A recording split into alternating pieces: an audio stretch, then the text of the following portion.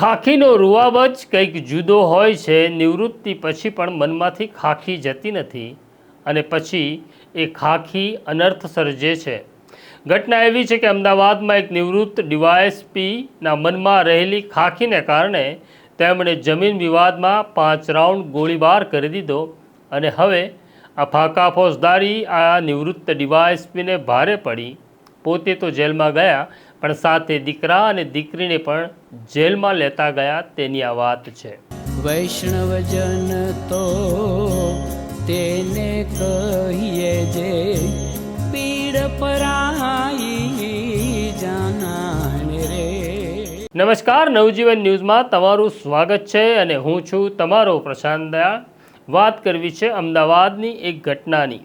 અમદાવાદનો નહેરુનગર વિસ્તાર એ પોશ વિસ્તાર કહેવાય છે કારણ કે અહીંયા માલે તુજાર લોકો રહે છે। અહીંયા જમીનના ભાવ આસમાનને આંબે એવા છે। અમદાવાદમાં નહેરુનગર વિસ્તારમાં આવેલી એક મોટી જમીન જેને ઝાંસીની રાણીના પૂતળા પાસેની આ જમીન છે લાંબા સમયથી ખુલ્લી પડી છે કારણ કે જમીનનો વિવાદ ચાલે છે।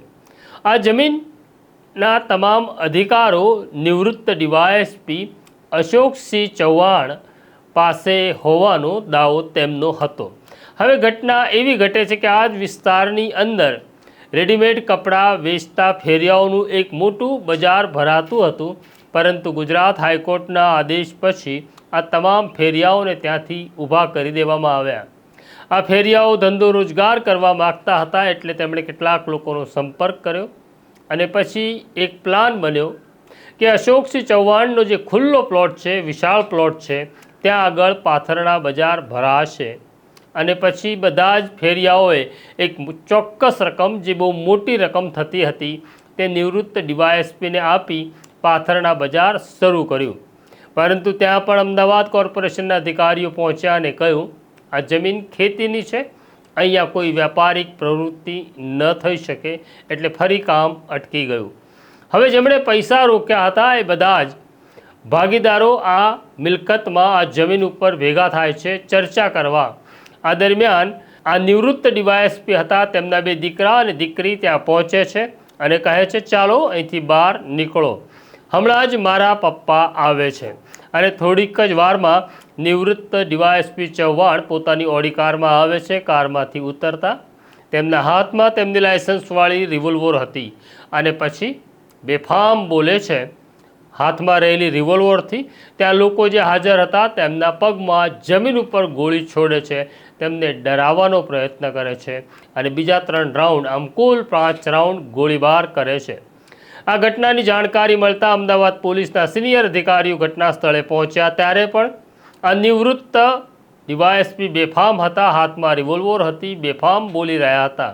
પોલીસે કહ્યું ચાલો તમારું નાટક, તમારો ખેલ પૂરો થયો, હવે તમે નિવૃત્ત છો તેની સાથે તમને કાયદાની ખબર હોવા છતાં તમે તમારા હથિયારનો ગેરકાયદેસર ઉપયોગ કર્યો, લાયસન્સના નિયમોનો ભંગ કર્યો, ચાલો હવે તમારી સવારી કાઢીએ। અને પછી મામલો પહોંચે છે સેટેલાઇટ પોલીસ સ્ટેશનમાં અને સેટેલાઇટ પોલીસે નિવૃત્ત ડીવાયએસપી અશોકસિંહ ચૌહાણ તેમના 2 દીકરા અને દીકરી સામે આર્મસેક અને હત્યાના પ્રયાસનો ગુનો નોંધી જેલમાં મોકલી આપવાની કાર્યવાહી શરૂ કરી છે। આમ આ ડીવાયએસપી સાહેબને પોતાની ફાંકા ફોજદારી નડી ગઈ।